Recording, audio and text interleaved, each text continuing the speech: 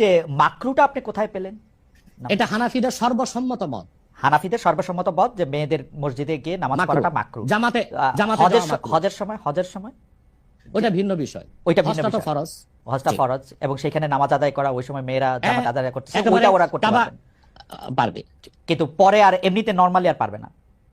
পারবে না মানে বললাম তো নিরুৎসাহিত করা হয়েছে, তারা ঘরে পড়বে, ঘরে পড়াটাই উত্তম। এটা যদি মাকরু হইতো তাহলে কি হজের সময় এটা পড়াটা জায়েজ থাকতো?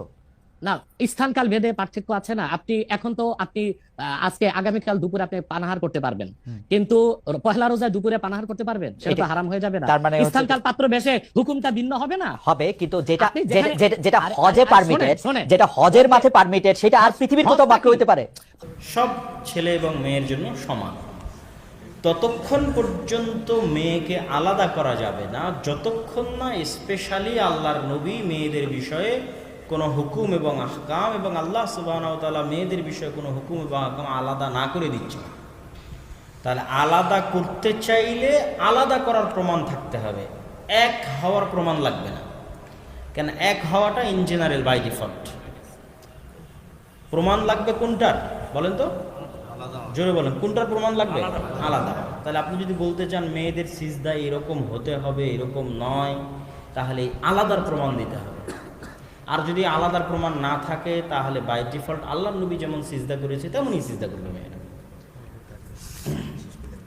জি, মেয়েরা ঈদের সালাতে জামাতে যেতে বাধ্য, জুমার সালাতে যাওয়া উচিত।